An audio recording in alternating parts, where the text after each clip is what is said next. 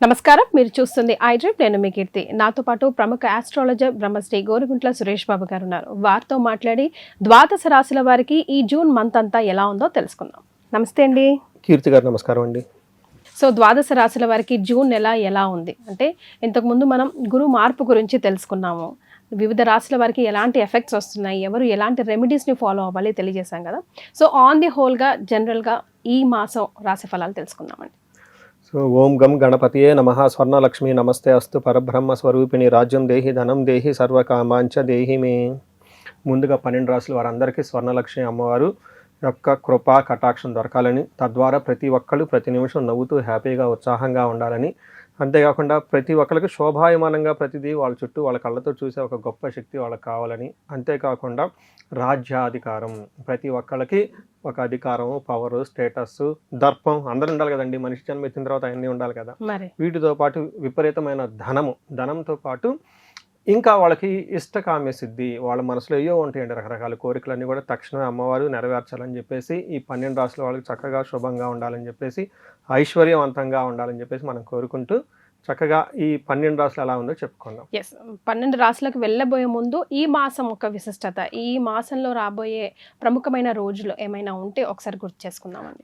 చాలా ఉన్నాయండి. ఒక్కొక్క మాసం తీసుకుంటే మన ఈ క్యాలెండర్ చాలా బ్యూటిఫుల్గా అంటే మనం అన్నీ చెప్పుకోం ఇక్కడ. బట్ కొన్ని వచ్చేటప్పుడు జనాలకు తెలిసినంత వరకు చూస్తే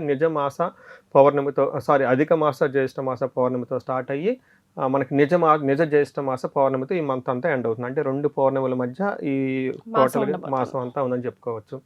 ఇందులో దీనితో పాటు వెరీ ఇంట్రెస్టింగ్ ఏంటంటే 2 శని త్రయోదశులు ఈ మాసంలో వస్తున్నాయి. నాకు బాగా గుర్తు, లాస్ట్ ఇయర్ ఒక 4-5 months ఒక్క శని త్రయోదశి కూడా లేదు. ఎవరికైనా రెమెడీస్ చెప్దామంటే ఈసారి 2 శని త్రయోదశులు రావటం వెరీ ఇంట్రెస్టింగ్ పాయింట్. రెండోది ఏరువాక పౌర్ణమి అంటారండి. ఇప్పుడు కూడా మన విలేజెస్ లో చక్కగా చేస్తూ ఉంటారు. మా విలేజెస్ స్టిల్ చేస్తూ ఉంటారు. దాదాపు 300-400 ఎడ్లు ఏవైతేనేమండి వాటి చక్కగా కొమ్ములకు రంగులేసి గంటలు కట్టి కొత్తగా చిక్కాలు అవన్నీ కట్టేసి గుడి చుట్టూ ముందు కొన్ని రౌండ్లు వేసేసి ఊరంతా తప్పట్లు పెట్టుకొని చక్కగా బాజనీలు పెట్టుకొని అక్కడి నుంచి పొలానికి వెళ్ళిపోతూ ఉంటాయి. ఇటువైపు తెలంగాణ వైపులో మన గ్రామ దేవతకు కానీ ఇంటి వెలుపు కానీ పూజ చేసుకొని సాకులు అవి పెడుతుంటారండి, ఎల్లమ్మలు అవి ఉన్న వాళ్ళైతే. అంటే ఎక్కువగా గ్రామ దేవతలకు ఎక్కువ పూజలు చేస్తారండి. మొదటి నుంచి మనకున్న ఆచారం అది. సో అది చాలా శోభాయమానంగా దివ్యంగా ఉంటుంది. సో అక్కడ నుంచి మన రైతులందరూ కూడా చక్కగా సస్యశ్యామలంగా వాళ్ళ పండాలని కూడా మనం కోరుకుందాం. ఆ సందర్భంగా విషెస్ చెప్పుకుందాం అనమాట. సో ఇవి కాకుండా ఇంకా మనకి జ్యోతిష శాస్త్రం ప్రకారం 5 రకాల గ్రహాలు మారుతున్నాయండి. మనకి ఎప్పుడు 3 లేదా 2, 4 మాక్సిమం మారుతాయి. కానీ ఈసారి 5 మారుతూ ఉన్నాయి. ఈ జూన్ నెలలోనే 5 మారుతున్నాయండి. ఒకటి ముందుకు వచ్చేటప్పుడు మనకి 1-2 రోజులు ముందుగా మిథున రాశి మారుతూ ఉన్నారు. బట్ దాని ఎఫెక్ట్ అంతా మనకి జూన్ మంత్ లో ఉంటుంది. మిథున రాశిలోకి ఎవరు మారుతున్నారు? మిథున రాశిలో వచ్చే బుధుడు మారుతూ ఉన్నారు. తర్వాత మనకు సూర్యుడు మారుతూ ఉన్నారు. సో సూర్యుడితో పాటు మెయిన్ ముఖ్యంగా గురువు 2వ తారీఖున మారుతూ ఉన్నారు. ఆల్రెడీ మనం ఒక సిరీస్ చేసాం అనమాట. ఎడిషనల్ గా శుక్రుడు, కుజుడు కూడా మారుతున్నారు. సూర్యుడు వచ్చేటప్పటికి 15వ తారీఖు మారుతున్నారు. 8వ తారీఖు శుక్రుడు, కుజుడు లాస్ట్ మంత్ 20th మారుతూ ఉన్నారనమాట. అంటే టోటల్గా ఏదైతే ఏమనండి 5 రకాల గ్రహాలు మార్పు మనం ఈ జూన్ మంత్లో చర్చించుకోబోతున్నాం అనేది, ఇది కూడా జ్యోతిష శాస్త్రంగా చాలా ఇంపార్టెంట్ అని తెలుసుకోవాలి. సో రాశుల వారిగా ఈ 5 గ్రహాల మార్పు ఏ రాశి మీద ఎలాంటి ప్రభావం ఉంటుంది, వారికి ఎలాంటి రెమెడీస్ సూచిస్తే ఈ మాసం అంతా సునాయాసంగా సాగుతుందో తెలుసుకుందాం. సురేష్ గారు, మకర రాశి వారికి జూన్ మాసం ఎలా ఉంటుందండి? సో మకర రాశి ఓవరాల్గా పర్సెంటేజ్ చూసుకుంటే ఒక 70% బాగుందండి. ఒక 30% ఛాలెంజెస్ ఉన్నాయని మనం చెప్పుకోవాలి. అంటే ముఖ్యంగా 5 గ్రహాలు మారటంతో 3 గ్రహాలు అనుకూలంగా ఉన్నాయి, 2 గ్రహాలు వీళ్ళకి అగనెస్ట్గా ఉన్నాయి. ఈ 2 గ్రహాల్లో కూడా ఒక గ్రహం 50-50గా ఉందన్నమాట. మనం ఏమని చెప్పుకోవచ్చు దీని ప్రకారం చూసుకుంటే ఒక 70% బాగుంది, ఒక 30% ఛాలెంజెస్ ఉన్నాయని మనం చెప్పుకుందాం. అందులో ఎక్కడ ఛాలెంజెస్ ఉన్నాయో మనం చూద్దాం. ఫస్ట్ వీళ్ళకి ఉత్తరాషాఢ 2, 3, 4 పాదాలు, శ్రవణం 1, 2, 3, 4 పాదాలు, ధనిష్ట 1, 2, 3 పాదాలు అంతా కూడా మనకి మకర రాశిలో ఉన్నాయని గమనించుకోవాలి. ఇందులో పేరు బలం కనుక చూసుకుంటే చాలా బాగా పాపులర్ అయిన పేర్లు అన్నీ ఇందులో ఉంటాయండి. బో, జా, జీ, జూ, జే, జో, గా, గి అన్న లెటర్స్ అంతా కూడా పాపులర్ అని ఎక్కువ మంది మకర రాశిలో ఉన్నారని మనం చెప్పుకుందాం. ఇందులో 5 గ్రహాలు మారటంతో ఏవేవి అనుకూలంగా ఉన్నాయి, గురువు 7th హౌస్లోకి రావడంతో స్లోగా పికప్ అయి బాగానే ఉంటుంది. అంటే దాదాపు గురువు వీళ్ళకి హోల్ ఇయర్ మొత్తం ఒక 70% బాగుంటుంది గురు దృష్టి ఉండటం వల్ల మనం చెప్పుకోవచ్చు. అయితే ఇప్పుడు ఉన్న మారుతున్న గ్రహాలు అంటే ఎక్కువగా మంత్లీ మారే గ్రహాలు, సూర్యుడు వచ్చేటప్పటికి 6వ స్థానంలో చాలా చక్కగా యోగ్యతనిస్తూ ఉంటారని చెప్పుకోవచ్చు. అయితే వీటితో పాటు బుధుడు కూడా 6వ స్థానంలో ఉండి విజయాన్ని, సౌఖ్యాన్ని, కంఫర్టబుల్ ఇస్తారని సో చెప్పుకోవచ్చు. ఇద్దరు 6వ స్థానంలోనే ఉన్నారు. 6వ స్థానంలో ఉన్నారు. బట్ ఇబ్బంది పెట్టే గ్రహాలు ఏంటంటే అండి, 4వ గ్రహంలో కుజుడు ఉండటం వల్ల ఇంటికి సంబంధించిన వాతావరణంలో తర్వాత మిక్స్డ్గా ఉంటుందని తెలుసుకోవచ్చు. 6వ స్థానంలో అగైన్ యువత జనబాధ, స్త్రీల నుంచి ప్రాబ్లమ్స్ వస్తాయని మనం చెప్పుకోవచ్చు అనమాట. అంటే ఏ ప్రకారంగా చూసుకున్నా కానీ కొంచెం ఒక 65 to 70% పాజిటివ్గా ఉందని మనం చెప్పుకున్నాం.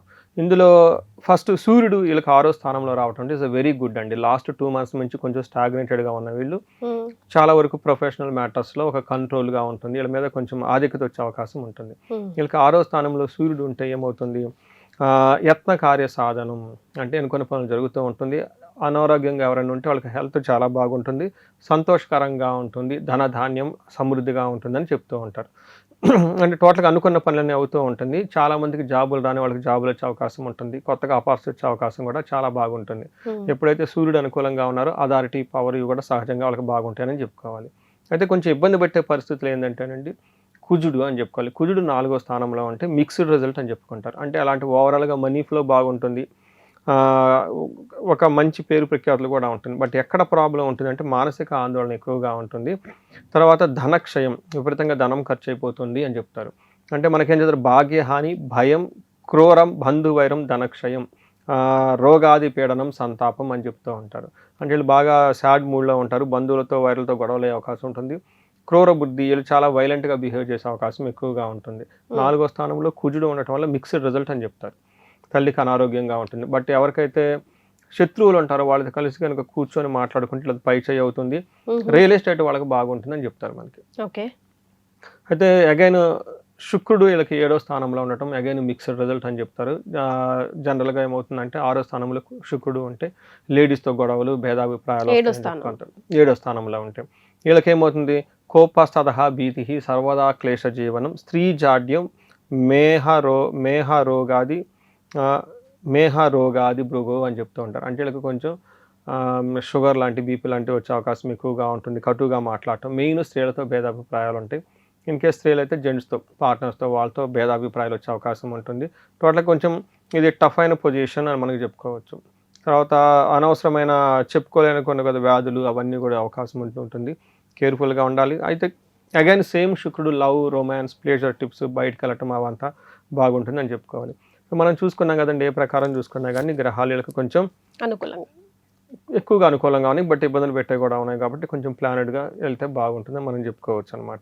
ఇందులో వీళ్ళు ఒక విషయాన్ని గమనించుకోవాల్సింది ఏంటంటేనండి, అయితే గ్రహాలు అనుకూలంగా ఉన్నాయో ఎక్కువగా మంచి positive opinion, long run opinion వచ్చే అవకాశం ఉంటుంది. అంటే కొంచెం వీళ్ళు పేషెన్సీగా ఇంపార్టెంట్ పనులు ఏమైనా ఉంటే పోస్ట్పోన్ చేసుకొని తర్వాత అంటే స్లోగా వీళ్ళకి ప్రోగ్రెస్ ట్రాక్లోకి వస్తారని మనం చెప్పుకోవచ్చు. అందులోనూ వీళ్ళకి గురువు మారుతున్నాడు కదండి, కొంచెము ఆ షిఫ్ట్ టైంలో అన్ఎక్స్పెక్టెడ్గా ప్రాబ్లమ్స్ ఉండే అవకాశం ఉంటుంది. కేర్ఫుల్గా ఉండటం ఎంతైనా అవసరం, అట్లీస్ట్ June 10th వరకు. ఓకే. ఆ తర్వాత నార్మల్ అయిపోతుంది. రైట్. సో నక్షత్రాలు సపోర్ట్ ఇస్తున్నాయండి మకర రాశి వారికి? నక్షత్రాలు చూద్దామండి. నక్షత్రాల ప్రకారం వీళ్ళకి చాలా బాగుందని మనం చెప్పుకోవచ్చండి. ఫస్ట్ ధనం ఫ్లో వీళ్ళకి చాలా బాగుంటుంది మకర రాశి వాళ్ళకి. ఇప్పటిదాకా ఉన్న అప్పులు, బాధలు అవన్నీ ఉన్నా కానీ మనీ ఒక కొత్త ఛానల్ ఓపెన్ అవుతుంది. ఎందుకు, గురువు యొక్క దృష్టి ఉండటంతో, గురువు అనుకూలంగా ఉండటంతో ఎక్కువ. తర్వాత జయప్రదంగా ఉంటుంది, ఏదున్నా కానీ ఫైనల్గా ధనం ఉంటుంది, సక్సెస్ఫుల్గా ఉంటారు. మరి ఇన్ బిట్వీన్ ఏమవుతుందంటే కొంతమందికి ఉత్తరాషాఢ నక్షత్రం వాళ్ళకి మెయిన్ రాజ్య లాభం, ప్రమోషన్స్ వచ్చే అవకాశం ఉంటుంది. ధనిష్ట శ్రవణం వాళ్ళకి కన్ఫ్యూజ్డ్ అయిన పొజిషన్లో ఉంటారు. అంటే 2-3 ఆఫర్స్ రావటం, ఎటు వెళ్తే బాగుంటుంది, ఏది చేస్తే బాగుంటుంది, చేద్దామా వద్దా అని ఒక బంధించబడినటువంటి పరిస్థితుల్లో ఉంటారు. నెక్స్ట్ శుక్రుడు వల్ల హెల్త్ కాంప్లికేషన్స్ లేదా స్త్రీలతో గొడవలు వచ్చే అవకాశం ఉంటుందని చెప్పుకోవాలి. అంటే మనకి ఇక్కడ కూడా ఎలా చూపిస్తున్నారు, ఒక 60% బాగుంది, ఒక 40% ఛాలెంజింగ్గా ఉందని మనం కూడా చెప్పుకోవచ్చు ఇందులో. రైట్. సో వీళ్ళకి ఏం రెమెడీస్ సూచిస్తారండి? వీళ్ళకి బాగా ఇబ్బంది పెట్టే గ్రహం ఏదైనా ఉంది అనుకుంటే కుజుడు వల్ల అండి. అంటే కుజుడికి క్షేత్ర పాలకులు అంటారు. క్షేత్ర పాలకుల్ని బాగా మనం దర్శించుకుంటే కుజుడు బాగా హ్యాపీ ఫీల్ అయిపోతారు. గాయత్రి మంత్రం కానీ దాంతోపాటు ఇంకా నెక్స్ట్ ఆంజనేయ స్వామిని ఉపాసన చేసినా కానీ చాలా బాగుంటుంది. సో మనకి గ్రామ దేవతలు ఎక్కువగా ఉంటారు. ఇంకా పోచమ్మ తల్లి కానివ్వండి, పెద్దమ్మ తల్లి, మనకి హైదరాబాద్ సరౌండింగ్లో అయితే ఇన్కేస్ మనకి అట్ట అనుకోండి, మనకి ఏమంటారు, సరే నూకాలమ్మ, పోలేరమ్మ, ఇవి అమ్మవార్లు. గంగమ్మ చాలా పవర్ఫుల్ అండి. ఇంకా గంగమ్మ కొన్ని ఏరియాల్లో పిల్లలతో చాలా జాగ్రత్తగా ఉండాలి. ఎలా పడితే అలా చేస్తే పిల్లలకి వెంటనే టక్కన ప్రాబ్లం అయిపోతుంది అనమాట.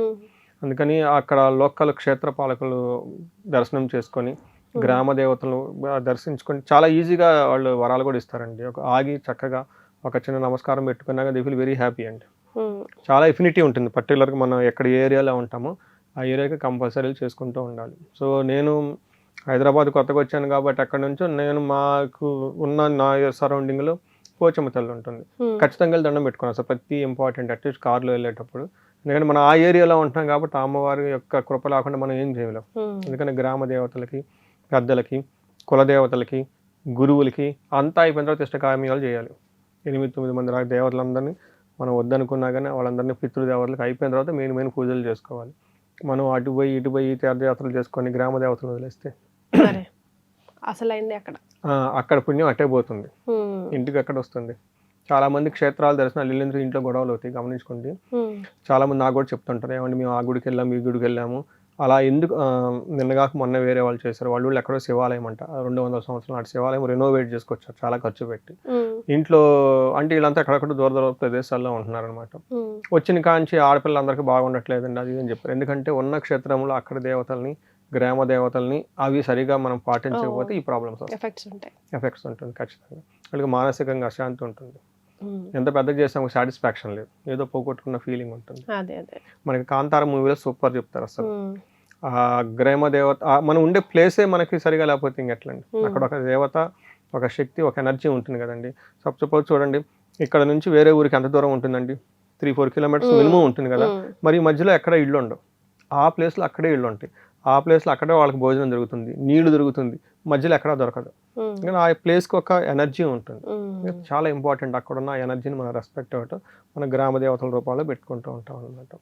అందుకని కుజుడికి ద బెస్ట్ ఏంటంటే గ్రామ దేవతలు అంటే చాలా పవర్ఫుల్ రెమెడీ అండి. ట్రై చేయండి, ఒకళ్ళు ఇండివిజువల్ అక్కడ కూర్చొని మెడిటేషన్ చేయటం. చూడటానికి చిన్న గుళ్ళో ఎక్కడో కూర్చున్న ఫీలింగ్ ఉంటుంది కానివ్వండి, బట్ అక్కడ కూర్చుంటే ఉన్న సాటిస్ఫాక్షన్ ఎక్కడా ఉండదు. ఒకసారి ట్రై చేయండి, మీకు ఎలా అనిపించిందో కింద కమెంట్ చేయండి. ఖచ్చితంగా వెరీ ఇంట్రెస్టింగ్ అయిన రెమెడీ అండి. అంటే నాకు మొన్న ఇలానే చేసాం, వాళ్ళు అమెరికాలో ఎక్కడో ఉన్నారు, 3 మగపిల్లలు 2 ఆడపిల్లలు ఏమో. అది వాళ్ళ ఫీలింగ్ ఏంటంటే 1 year నుంచి అక్కడ అంతా అయిపోయిన తర్వాత ఆ గుడి రెనోవేషన్ అంతా వాళ్ళ అమ్మ నాన్నగారు అక్కడంతా కూర్చున్నారు, చేయించారు. వచ్చిన తర్వాత నుంచి వాళ్ళకి ఎవరికి సరిగా ఉండట్లేదు, చాలా గిల్టీగా ఫీల్ అవుతున్నారు. ఏమైనా తప్పు చేసాం, ఏమైనా తప్పు. సహజంగా తప్పులు ఉంటాయండి అంత పెద్ద ప్రోగ్రామ్ చేసినప్పుడు. బట్ మేజర్ ఏంటంటేనండి అక్కడ ఉన్న గ్రామ దేవతలను చేయకుండా డైరెక్ట్గా చేసినా, లేకుంటే వీళ్ళ దగ్గర ఉన్న ఎందుకంటే వాళ్ళు సంపాదించుకుంటుంది ఇక్కడ సంపాదించుకుని అక్కడ కట్టినప్పుడు మరి ఇక్కడ దేవతలు ఉండాలి కదా. ఇవి చిన్నవి చేసుకోవటం చాలా ఇంపార్టెంట్.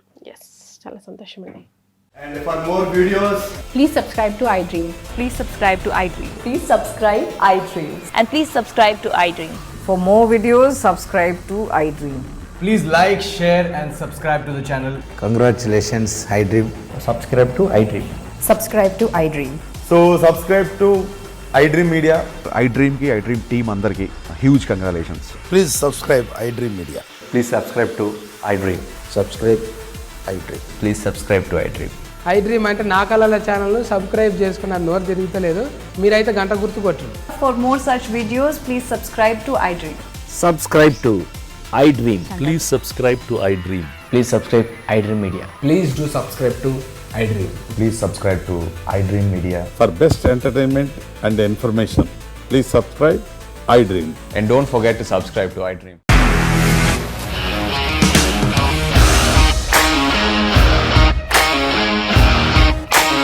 ఇండస్ట్రీలో కమిట్మెంట్ ఇష్యూస్ వస్తే నీకు కూడా వచ్చినట్టు మార్నింగ్ తీసుకెళ్ళారంటే కొట్టి పడేస్తారు.